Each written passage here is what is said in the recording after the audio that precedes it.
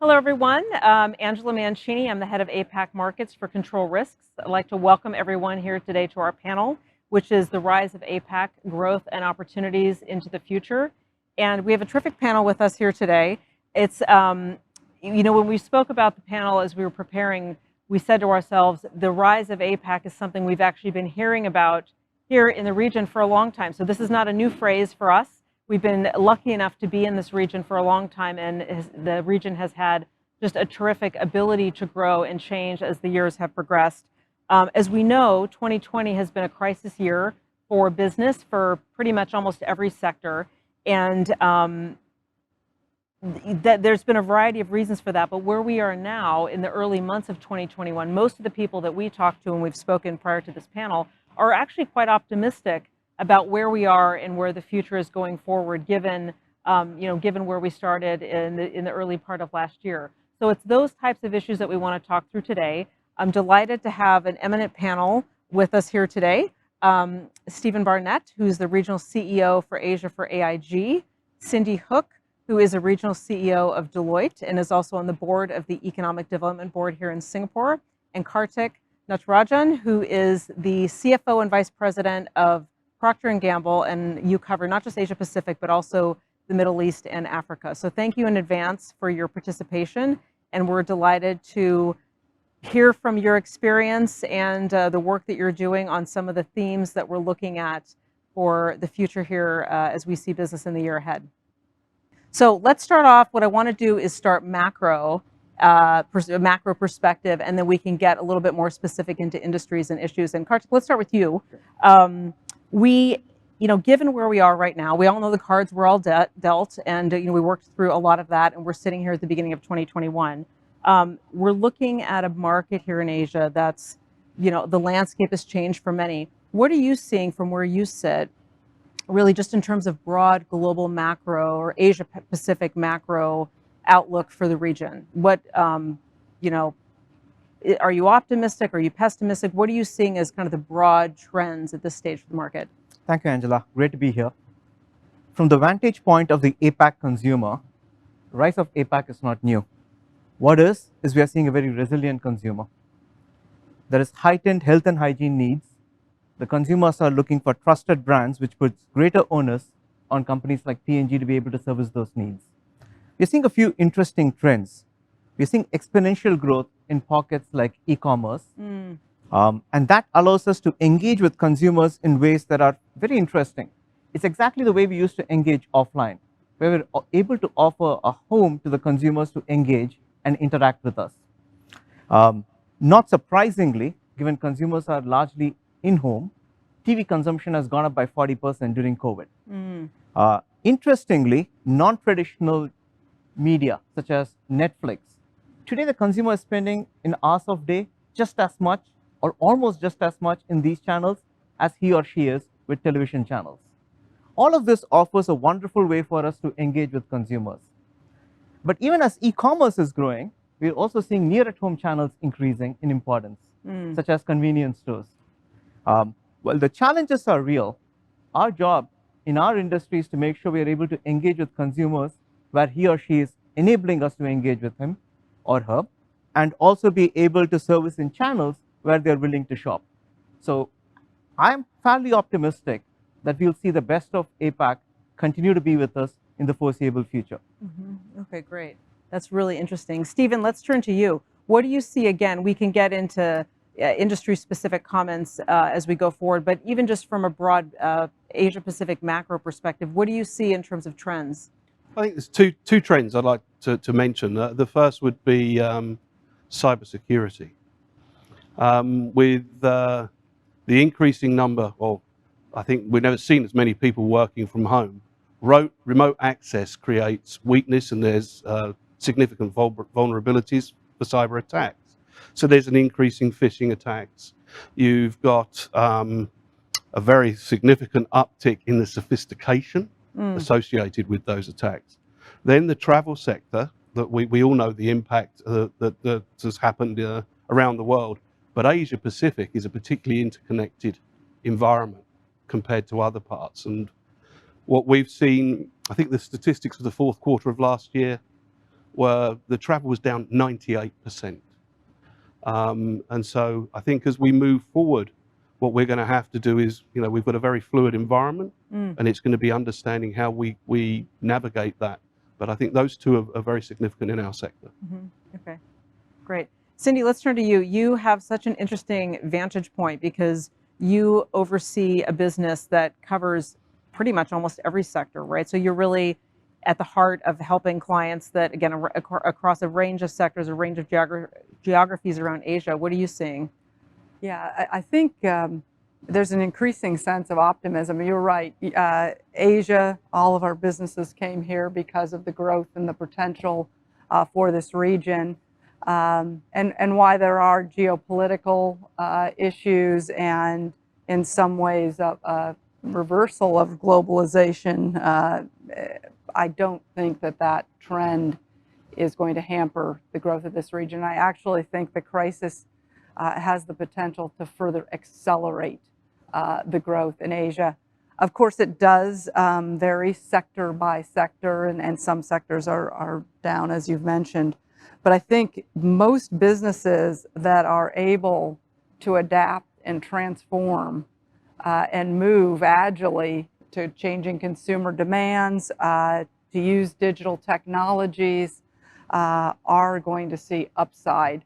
I'm hearing more and more executives. I had lunch with one today who actually believes that the growth potential for Singapore's economy, he's more confident will be higher coming out of the crisis because of the changes that are going to be driven and made possible through it. So I'm pretty optimistic. That's great. And if I can ask on that, were there any specific sectors that person was citing, or was it more just how Singapore has responded quite well to the crisis and had a lot of new sectors open up? There were sectors, things like technologies, biotech, advanced manufacturing, but a lot of it was around Singapore, strengthening its place as a hub for business, like all of ours here, and that it was easier to be complacent before.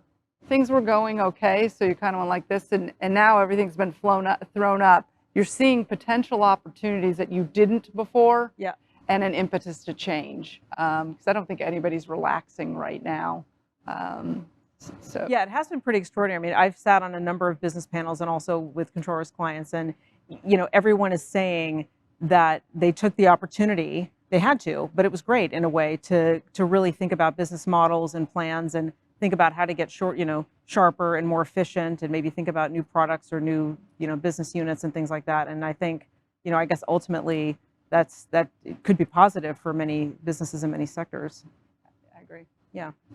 Great. Okay, Karthik, let's turn back to you. So we talked a little bit about broader APAC, and I want to talk a little bit more specifically about your industry. You mentioned it a little bit, but I'm really interested. I mean, you sit, of course, across an enormously successful FMCG business, and you see a lot of products within that.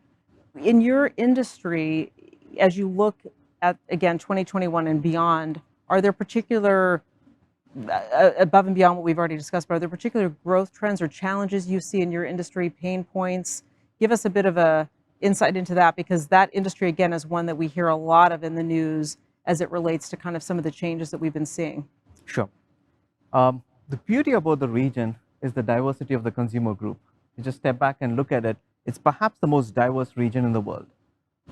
It allows, from an FMCG industry, it allows us to service our youngest consumers through our diapers, as well as our aging population through our adult incontinence products, be it in Japan or Australia, to take examples.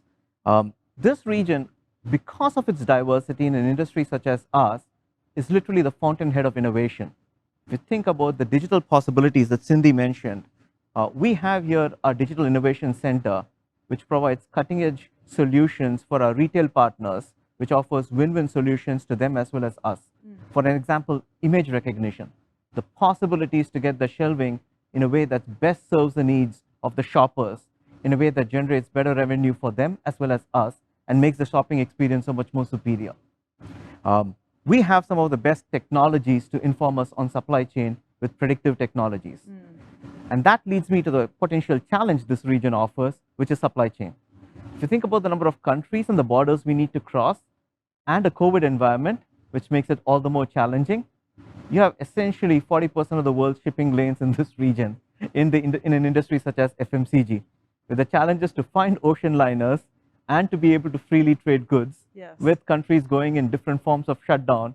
That's been the one that's keeping us on our toes. But I must say the consumers, just like they've been resilient, so have our employees. That priority continues to be our number one. That safety continues to be our number one priority. But they've gone well and above the call of duty, so to speak. So in one of our plants in the region, during the shutdown, because they couldn't go back and forth from their homes, we actually found an ability to house them in the plant, meeting all the norms. Really? Wow. They chose to stay in the plant voluntarily to make sure we could make products which were very important for the consumers given the health and hygiene concerns they had. So this region offers, despite the challenges of supply chain, I would say in balance more growth opportunities than otherwise. Yeah, that's fantastic. That's well done with those employees. It's terrific to hear. Absolutely. Excellent. Our employees are really, they inspire us every day. Yeah, that's great. Fantastic. Cindy, let me ask you that question as well. Again, you can answer, across a range of sectors that you see, but how do you see, again, not just from a broad APAC macro perspective, but more specific to some of the sectors you deal with more intensely, where's the growth coming from? What do you see? So I would say, Karthik hit on it, the single biggest, so, many people think of Deloitte as an audit and tax business, which of course we are, but the biggest part of our firm now is business transformation enabled by technology. So digital transformation, the rapid acceleration of that, and companies that might have been planning to transform digitally now don't have a choice. The only way to get to the consumer base is to do it in a digital way. The move to the cloud, we thought everyone would move to the cloud over a period of 10 years. By necessity, that's now being rapidly accelerated. The other big area, I think, we talk about data, but artificial intelligence and how do you use those technologies to better understand consumers. So that's one whole area of massive growth. Another one, Stephen mentioned, cybersecurity. Absolutely right. The risks to businesses are higher than ever. So how do you protect yourself and or be ready to respond? Another key area of growth is around business restructuring. There's no doubt, particularly I think smaller businesses are going to be challenged and get into trouble. So how do you restructure, refinance, and set yourself up for success? I could go on. From a sector perspective, this might be interesting, because we serve business and government, and a massive demand from government organizations around the world in terms of how they engage with their citizens. Yes. I think we're seeing governments play a bigger role in society and maybe didn't have the most advanced technologies in order to do that, which are now an absolute necessity. I mean, of course, you think obviously about tracking and tracing and vaccine distribution, but every aspect of the way governments are interacting with their citizens needs to transform. So that would be perhaps a surprising but very big growth area right now. Okay, that's great. Fascinating. Stephen, let's turn to you, and I want to take it a slightly a different direction, which is, given kind of the cards we're dealt and the fact that, everyone, of course, is looking for growth, as a business leader, what are you thinking about in terms of how you or business leaders should think about changing strategies moving forward? What does that look like? How is that something that leaders in APAC should all be thinking about, changing strategies moving forward? Well, I think not just APAC. I mean, we've lived through an environment like we've never seen before, and that change means we have to reconsider how we approach strategy. We need to become more flexible than we ever have. We need to be more responsive to everything that comes our way. I think in the past, perhaps we had more time to reflect on things, but as we move forward, that's more challenging. And if you look at Asia, and we're talking about it still being a growth environment, Asia has always trod its own path, different to the West, and that's not going to change. Yeah. But what is going to change is, I think, how we think about our critical beliefs and our assumptions associated with that. Because what I've learned and what I've been witnessing is, as we go on the journey that we're going on, what we thought we knew last 5 months ago no longer stands today. I'll give you an example of that. I was involved in conversations in August of last year where a number of people were being categoric about the future state of work. I'd very much doubt they're being that way today. And we're in an evolving environment. So we need to continue, I think, to recognize that we're going to learn. Somebody recently said to me, and these are not my words, I'm not smart enough to come up with this. So, strategy is how we make good decisions when you can't make good predictions. And I think that's some of we need to get strategy enabling us to do that. Maybe just to add on to that, because I'm thinking now strategy is about choice. And in the past, you were able to make clear choices because the future was more predictable. Strategy has to have a higher level of optionality into it that evolves multiple possible futures because we just don't know. We don't know. Yeah, in the past, our critical beliefs would have been a very specific way, and now the way we would have behaved intuitively be very different to the way we would behave now. I think that's very, very important. You can't actually be so reliant on empirical data at the moment because that constantly changes. Yeah. So we've got to put ourselves in a position to make good decisions. We've had some clients say that they're almost not doing budgets this year. I mean, they are, but particularly if they're regional headquarters here. Names and addresses. Let's go. Yeah, I'll go work for them. It'd be nice not to have to go through the budget cycle, but particularly if they're regional headquarters here and there's global headquarters somewhere else, yes, they go through the exercise, and yes, that exercise is a 1-year or 3-year plan, but they kind of say quietly, listen, we know that we built, the budget numbers that we're building are based on the strategy that we think now could change in 6 weeks, could change in 3 months. It depends on, consumer trends and the rest of it, right? But I'm interested to hear what you think about this concept of strategy and how you stay on top of it. It's interesting. If I once again think of the FMCG industry, and I can speak for P&G, I'll step back and say our strategy has worked extremely well for us before the pandemic, during the pandemic. I'm quite confident it will work for us after the pandemic as well. Because what we have as a strategy is to offer superior consumer propositions. That's superior products, superior communication to make sure we are engaging with our consumers, partnership with our retail partners, making sure we can offer the best packaging and communication and value to our consumers. That fundamental core is unlikely to change for us. How we communicate and engage, as I said, could evolve. For instance, we used to do physical store visits. Now we do virtual store visits. We do virtual consumer in-homes. There is greater need for the consumers to engage us on the health and hygiene vectors. But the fact is, what is unlikely to change is they are looking for superior proposition that meets their needs.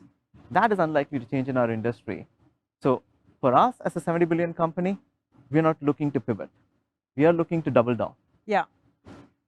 And I guess, that's a great way to put it. And I think that probably reflects the fact that, you have a range of products and you're able to kind of diversify within that broader strategy, but you've kind of said that's our true north and we're going to stay with that strategy. And that's a good way to think about it. I did want to pick up on the issue, Stephen, I'll turn to you, of pivot.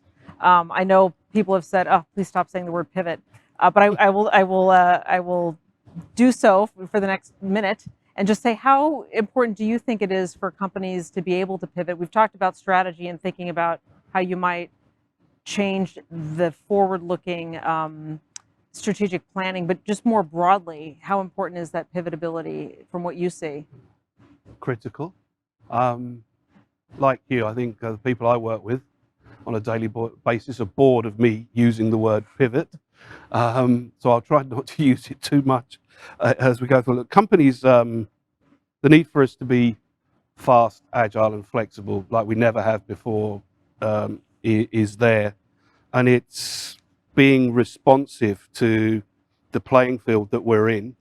which means pivoting frequently. And I think you mentioned it Cindy, just now, that there's that need to be able to move away from a singular strategy to something that may be a hybrid, given the environment we're in. So I think it's going to be the difference between success and failure, that ability.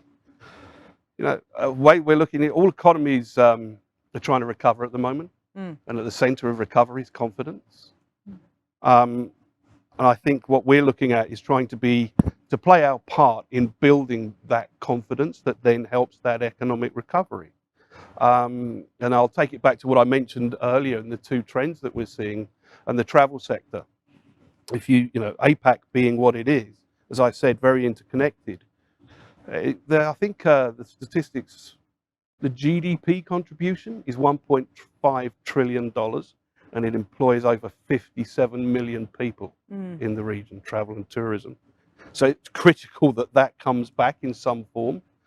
And as we all know, travel has always been, any traveller, at the forefront of everybody's mind that's involved in that is it's paramount that people are safe when they travel. Of course. We now have a new dimension in safety that didn't exist before. So what we've been involved in is we've worked with Singapore Airlines, have been a partner for time. We've now introduced cover into their insurance policy that will cover COVID-19. First of its kind in Singapore. So we're pioneers there. Then we have, we've worked with two other insurance companies, with the Singapore Tourist Board, again, to provide a solution. And that solution is necessary because it's mandatory to have that coverage coming into the country. Again, COVID related.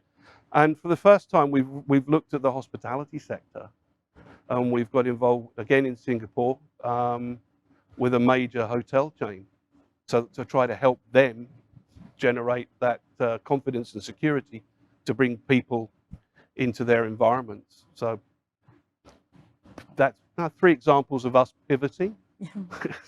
But I didn't say it 3 times. Cindy, anything to add before we move on to digital transformation? Well, I would just say both of you hit on a really key point, and that is trust. Consumers want brands they trust, and you know, all the studies you know better than me show that they're more loyal to brands that they trust. They want to travel with trusted brands. Yep. And I think trust is at an all-time premium for every business right now. And so part of thinking your strategy is, how do I contribute to making sure my customers and my key stakeholders trust me and what we're doing? Yeah, that's right. So let's turn back to digital transformation or digital acceleration, however we want to refer to it. You've all mentioned it. We've talked a lot about it in the run-up to this panel. It's in the the news all the time. Cindy, I want to start with you, given your business. We've had some of our clients and just people we talk to in various sectors say, in some cases they have taken 3 to 5 years worth of digital acceleration plans and kind of pushed those down to 3 to 6 months or 6 to 12 months, depending on what they're doing. And I think you were alluding to that earlier as well. I know you mentioned that a big piece of your business is working with clients, again, regardless of sector, through the digital transformation process. Can you tell us a little bit more specifically about what are you seeing? How's that going? Anything unexpected? What does that look like from where you sit? I would say you're exactly right. And you can talk to any of the tech executives and they'll say they're seeing a rapid acceleration in demand because it's just not optional anymore in many, many cases. I think one of the key challenges we and the technology sector are facing is talent. We simply cannot hire enough cloud engineers right now.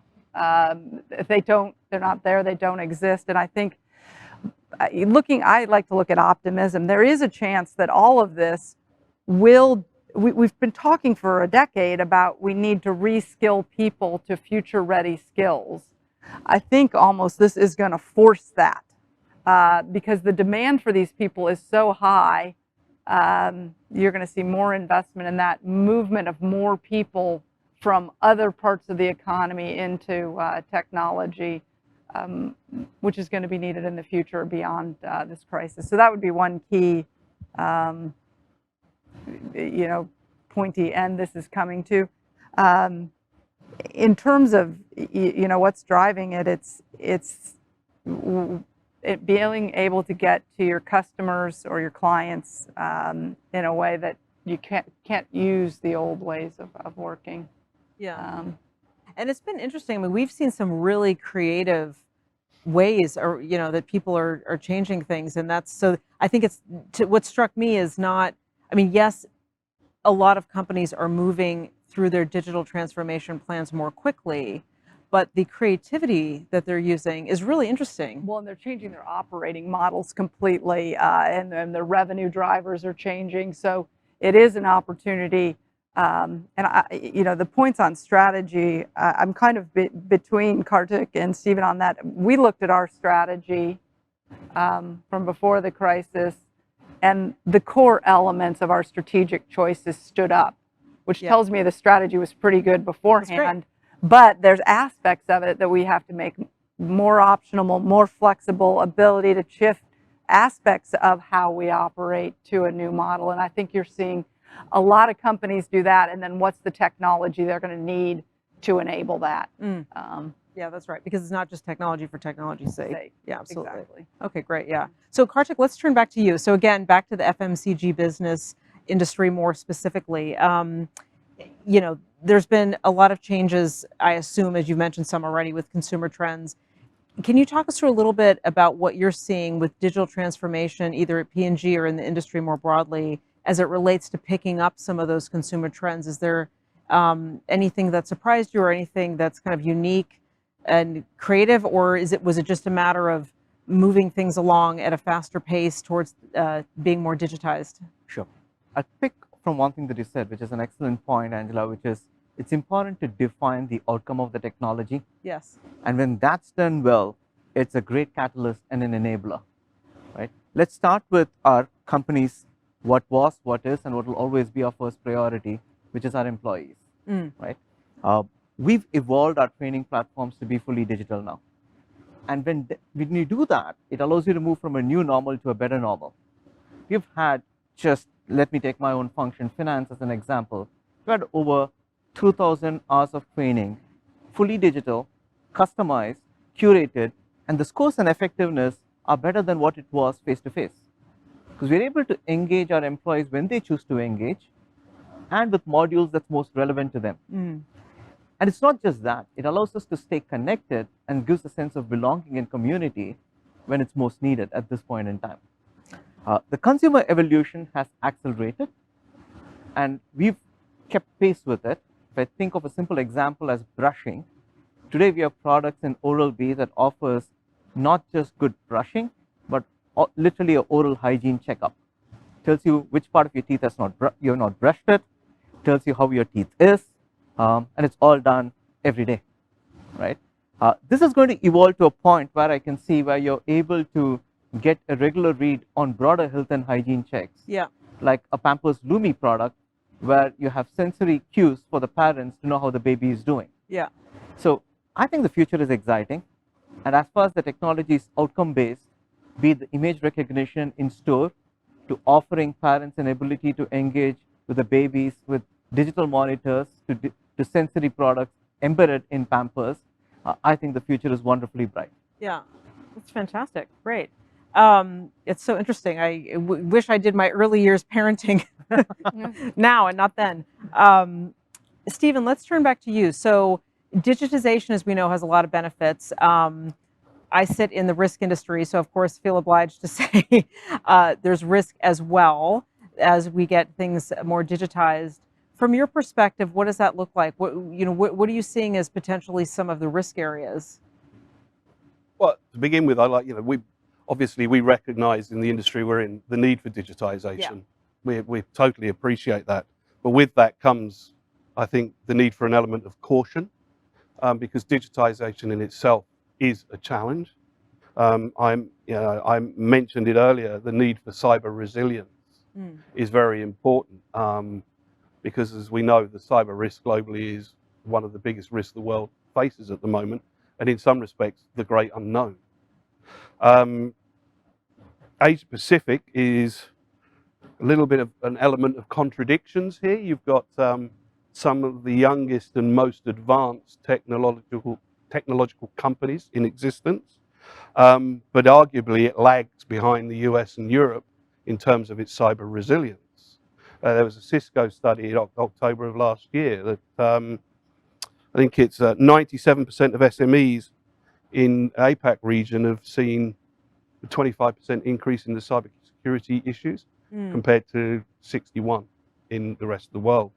The risk is big. To put it in context, from the insurance business and what we deal with, we exist, to provide security, and when times go wrong for our customers, we've seen some new claim activity.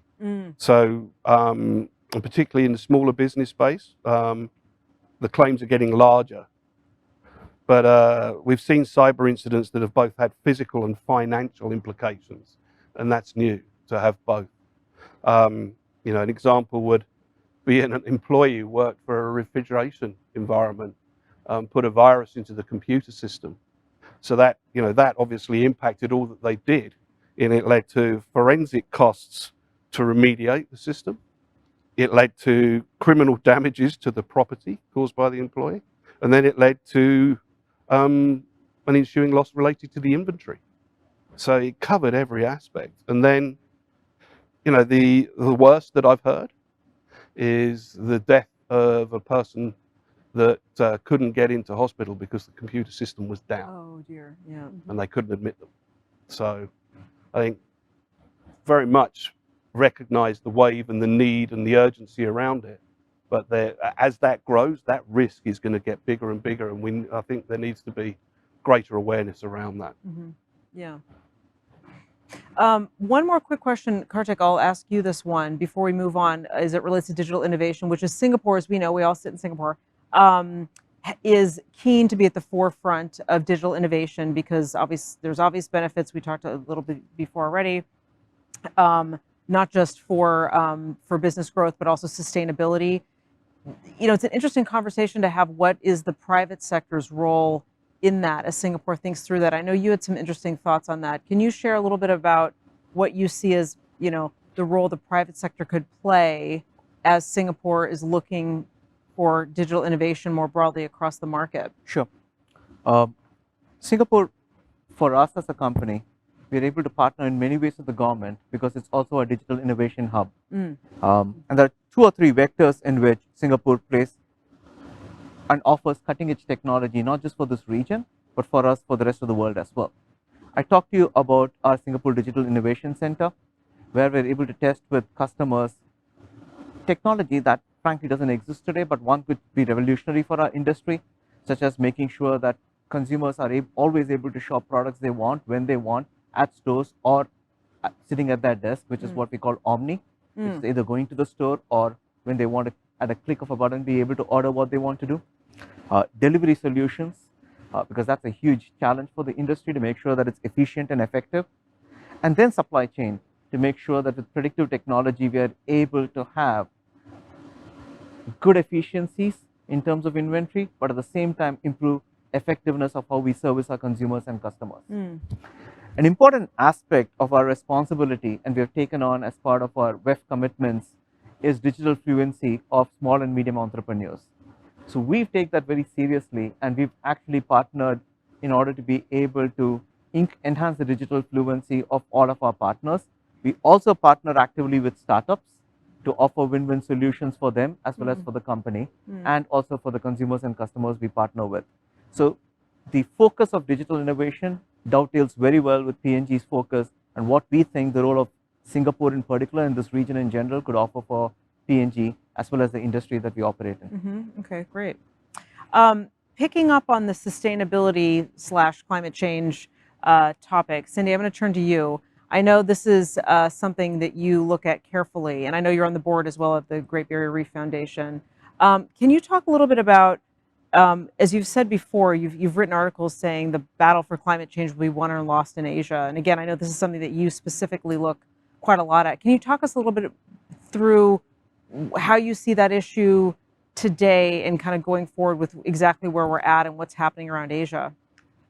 I think that there's going to be two defining issues of our generation. One is the rising sense of inequality, and the other is climate change and how we deal with that. And I'm actually encouraged because I think the focus on climate and sustainability is higher than it's ever been.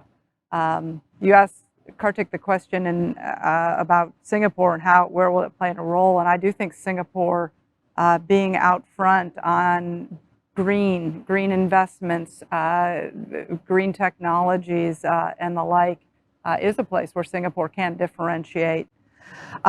To me, the reason I say climate change will be won or lost in Asia is the biggest place to have impact is here, just given the sheer size of the population and the base at which you start on. Yep. So I think that the potential to impact this issue will center largely around Asia in terms of how you create the upside. For me, solving an issue of this complexity does require a global approach, which is why I'm a globalist at heart. It is going to require, government and business and citizen coming together. It'll have elements of technology embedded in it. But I do think that this is going to be one of the biggest issues that the world deals with in our generation. And I'm curious if I can follow up on that. Do you see, or I should say, to what extent do you see your clients or the boards of your clients, again, I know you work with a number of sectors, really looking at that issue? Because what we see, again, also in professional services, we deal with a lot of clients across different sectors, and there's an increasing interest, concern to make sure that they're taking the right tone, doing what they think should be done. There's a lot of pressure from employees and making sure you can retain talent, because that's something people are looking at. It's a lot different than it was even 5 or 10 years ago. But I'm curious, how are you seeing boards and executives dealing with it? 24 months ago. I think that the focus on this by corporate boards is highest I've ever seen, and it's accelerated very rapidly. It was sort of like everyone's kind of talking about it, and now it's simply no longer optional. If you want to have the best talent, the best customers, if you're a corporate board, every one of your major stakeholders is going to be asking you, what are you doing on this? And if you don't have a substantive answer, you won't be the most successful businesses are going to not have a choice anymore. I'd say it as I think we're past the tipping point almost, that it's not optional anymore, and that will pull large portions of the economy into dealing with the issue. Now, the solutions aren't going to be easy, and this is a long-term game, but I'm encouraged by the level of attention that's now onto this topic. Mm-hmm. Yeah, and I think another question that we spoke about before, and whoever wants to weigh in, maybe Karthik, we can start with you, is, and I don't ask this with any specific theme in mind, but it's more broadly the role of senior business leaders, in Asia on these types of issues, right? Whether it's, you mentioned inequality, there's climate change, there's just general, employee, I know we talked about employee mental health and whatnot. Is there anything you wanted to share as it relates to what you think the role of business leaders here, again, in this Asia Pacific market at this time, should be or could be maybe different than it's been in the past? I think the role of leaders at this point, more than anything else, to make sure the priorities are very clear. We've called out 3 simple priorities. First and foremost, make sure our employees are safe. And then we said we want to make sure we can make, pack, and ship products to our consumers, because they need our products now more than ever. And then to make our citizenship efforts even further amplified, because we need to make sure we take part of the responsibility, to Cindy's points, to make sure that we can service the communities best. So let me start with perhaps the third vector, which is communities, because our employees are looking towards us as leaders to be able to visibly demonstrate and role model that. For instance, In Thailand, we participated actively with small retailers to make sure they got our products and were able to go and fulfill the needs of consumers, but also in a way that helped them to sustain through the pandemic. In Philippines, we actually ran an ad campaign with the Department of Health called Be the Solution, which is a play on words, but it's actually pronounced as the hero who's solving the problems. And it was about health and hygiene communication. And then to Stephen's point, actually in India, for our sellers who work with our distributors, we actually led the thinking of a COVID insurance so they could visit the stores again, but be safe and secure in the fact that they'd be taken care of should they be afflicted with COVID. Right? And it's important that our consumers are demanding this of us. Our employees are looking to leaders to be able to role model this. And they're looking to engage and provide us inputs in all these vectors. So throughout the pandemic, one of my personal priorities was to stay connected with employees, be through town halls, where we engage with all the employees, or in small focus groups, where we could sit across the table, literally, but over virtual setups, to make sure we could have coffee and engage on conversations that made sense to them and what they wanted to engage in. Yeah. A year back or a year and a half back, we could travel and do this face to face, where there is some merit to suggest that we all miss it. But I think the new normal can be a better normal if we can get people across time zones be able to engage in ways they previously would have never been able to engage, right? So I think thought-provoking and thought leadership in all aspects of not just how we engage with consumers, but to Cindy's point, all stakeholders, as well as engaging with our employees in a way that's authentic, is, I think, the best example of what we as leaders can offer. And just on sustainability, I just want to add a few thoughts to what Cindy said. As P&G, we have taken 3 important priorities: climate, water, and waste. On all 3, we have ambitious goals and things that we hold ourselves accountable. Take water as an example. We actually, in Singapore, produce something called purified water, or pure. This is purely philanthropic. We don't sell it. But essentially what it does is you could literally take water from the sewer, pour this packet, and it distills and filters the water, right? We've actually made 15 billion liters of water purified, and we have an ambitious goal to make sure we can do up to $25 billion in parts of the world where clean drinking water is not available. Our employees look to us as leaders to be able to role model and demonstrate and walk the talk. Our stakeholders are expecting the same, and so are our communities. So that's something you produce here in Singapore, but then it gets distributed globally. All over the world. Yeah. From Africa to other developing parts. This is something which is part of our Safe Drinking Water program. Yeah, okay, that's very interesting. I mean, just quickly on your point about the engagement of employees, I like that idea about, engaging authentically in ways that maybe we wouldn't have in the past. And I have heard people say, and maybe Cindy, we can turn to you as well on this. I have heard people say it's been nice to move away from, of course, we'd like to see each other in person, but that kind of traditional boardroom or the traditional town hall scenario where the loudest person gets the voice, the one that sat in the front, or the one that the speaker knows the name of, or what have you. But when we're all on the screen, there's an equality there that's inherent, right? And so that's been just provides for different ways of engagement and different opportunities for people. Not to spend too much time on it, but Cindy, I'm just curious. If, again, you run such a large organization that's a people organization, but then you're also out talking to clients all day, every day. Have you seen anything different in terms of the way people are communicating now, or kind of showing up as leaders or providing that leadership element? I think there's very high expectations on leaders now. Before, it was okay kind of to stick to business.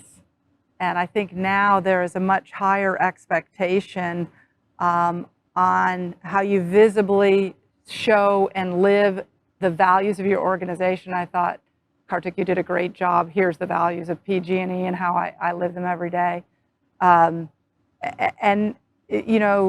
Even being able to speak up and stand up more publicly on issues that impact your business and even beyond, I think is more expected of business leaders today than it was 5 years ago. I do think, to your point on because one of your biggest stakeholders is, of course, your employees. We have nothing to sell at Deloitte but the intellectual capital that's in the brains of our people.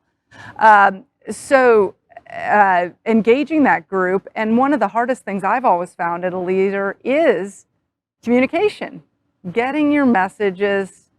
I got 60,000 people in Asia. How do I get that leadership intent and the message to everyone?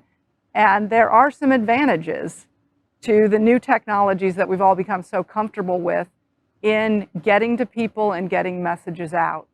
I don't think it can nor should replace, in the longer run, the personal touch, the live visit. But I agree with your point that we're getting to more people in a more equal way by using the technologies we have. And just quickly before we move off the topic, Karthik, if I can turn back to you, because you also lead a business in the Middle East and Africa. And again, what an extraordinary time to be doing that.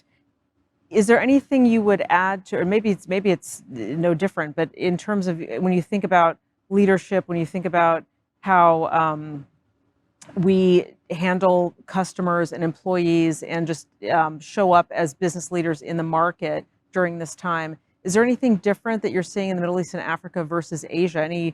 Or is it quite similar? It's interesting. I actually find things more similar than different, because from a vantage point of our priorities, it still continues to be the three things which I said: making sure our employees are safe, making sure that we can make, pack, and ship, and play a responsible role in the communities. So one of the sustainability platform on climate, for instance, about planting trees, is something that we're actively pursuing in UAE as an example. It's very relevant given the geography, given the expectations of the community and the customers. So how we choose to execute may vary, but I think the underlying strategies are largely the same. And the people there, our own employees, expect the same level of authenticity as we engage with them. Sure, yeah. So this in some ways has actually been more reassuring than otherwise, that our focus and priorities and strategy is actually working across this wide spectrum, which, as you rightfully said, is over 100 countries. But what underpins it, I would say, is more similar in terms of strategic intent, but the execution obviously has to be locally relevant. Of course, yeah. Different cultures and different markets. Yeah, okay, great. Cindy, we have some time left, not too much time, but I did want to turn to something that we had also spoken about previously, which is, again, we all know the cards we were dealt for 2020, a lot of change for a lot of businesses and sectors going forward into 2021 to try to leverage off, the opportunity that can be inherent in this change. And you've spoken and written previously a fair amount on how businesses can take the opportunity and perhaps even maybe have the responsibility to improve things as they change for the community on issues of inequality and the like. Is there anything further you want to share on that? Because again, I know I think we were talking previously, right, within every crisis, there's opportunity. So are there things that you're doing as a business or that you're seeing in the community or you'd want to see where businesses are able to take this inflection point that we weren't expecting, but use it as a way to kind of drive forward in a positive way some of these changes that we think we need? I'm struck as I sit here next to Karthik, and a lot of things he's talking about as the values and priorities for PG&E that are so clear. They are for Deloitte as well, which is to make an impact that matters for our clients, for our people, and in our communities. And I think this idea, and it's been around for a while, of being purpose-driven, clear on your purpose as an organization and how you seek to contribute is more important than ever. And I think that being able to bring your people or your employees into it so they feel part of it, which Karthik describes how they've gotten their employees to help in the mission, but in the community, I think is so important. So not just having a mission statement that the leader or the corporation dictates, but one that empowers everyone in your organization and spreads into the communities that you live and work in, could never be more important. And we talk a lot about well-being right now, and Stephen, I know you're passionate about that. And I think the concept of well-being has expanded significantly because of the crisis. Before, you cared about the physical well-being of your employees and the mental well-being. But I think now people care about the spiritual and emotional well-being of the people on your team and in your communities. And to me, spiritual isn't a religious thing, but it's having a purpose, a feeling valued for what you do. And emotional is about feeling included, that you are included, your voice is heard, and you're around. And I just think that those concepts are more important for business leaders and everyone today, which goes, this inclusion thing, inequality is largely driven by lack of inclusion. Yeah. A lot in that, but it's really important. Yeah. And it's interesting because as we started the discussion talking about how some of the underlying just business growth trends are being accelerated based on what's happening in the market. Trends like that are being accelerated as well. And I think we talked a little bit about it previously, but also what we see and we see in our clients, the competition for good talent is really tight, and it's going to continue to get tighter, particularly in some of the STEM fields. And we mentioned, digital transformation, the need for engineers. And so being able as an organization and as leaders to be attracting that talent when it's really competitive. And it sounds exciting to, get people earlier in their career to go work for, big tech companies. And I did that as well. And it's terrific. But, if you're not in that space, making sure you're getting that talent as well is tough. And I think, we've also heard it in experience ourselves, but heard business leaders talk about the talent, the employees in the team that you have that know each other well are doing pretty okay with this new way of communication now, right? Or the products and the business units, or let's say the products and the services that you have are on track, but it's the new products, it's that creativity you need to make the next thing, or it's the new hires that haven't met people in person yet. And, so it's kind of, again, when we're talking about just how you, in 2021, kind of show up as a leader, it's kind of just trying to incorporate all that. So it's, yeah. One of the things that you're hinting at, and Stephen, you would be core to, is brand. How do you get talent? It is to the brand of your organization, whether you're going to get talent and having the right risk mitigation, because your brand can go like this and through any number of threats. Indeed. And, when you mentioned earlier brand and the trust conversation that we had earlier, we're at a point in time where the brands have got to stand up for what they're recognized as, but also be recognized as being part of driving the inclusion and everything, the agendas around this, and being sensitive to, you referred to the spiritual, that's the first I've heard that word used, but I get it, and the emotional and the mental. And I think companies that are able to reflect and respect that, they may get the talent above others that drive a different agenda. Yeah, that's a great point. I think of it as spiritual is a great word. Think of it as appealing to the heart and the mind. Yeah. So we actually, equality and inclusion is a core fundamental of what P&G believes in. So we ran a virtual summit called VC Equal just last week. It had over 3,000 participants. We ran it in partnership with United Nations. We had both virtual conversations with industry leaders such as Indra Nooyi, and we had many advocates come and join us who passionately believe in it, external advocates, as well as senior P&G leaders. Yeah. And the dialogue was fantastic. We've never had these many people being able to join. Because in a face-to-face event, it's just not possible to accommodate it. Yeah. And that's where I think nothing today stops us from pursuing and espousing genuinely what we believe in. Yes, that's a great way to put it. And that is absolutely critical for us as leaders to demonstrate.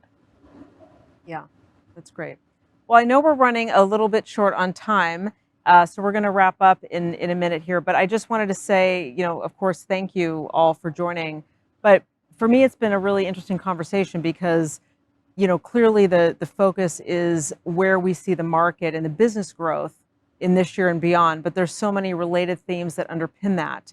And the types of things that we're talking about here around inclusion and sustainability and kind of living your values and how we show up as leaders, all of that obviously is what we see in the market, I think, is more important than ever to be able to allow us to achieve just the pure business growth objectives, right? It's much more of a holistic play than it has been maybe in years past. So, I am as optimistic as a lot of you are and as our clients are that we talk to about Asia Pacific for this year and going forward. I mean, as we've talked about before, it's a phenomenal growth market, has been for a long time, and I think will continue to be.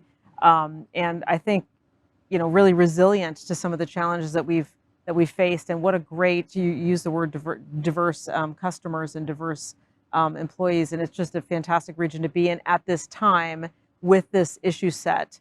And just terrific time to be here. So thank you all so much for your perspective and your thoughts. Again, such a great range of geographies and sectors, and appreciate your time and your thoughts. And thank you. Thank you very much. Thank you. Thank you. Thank you.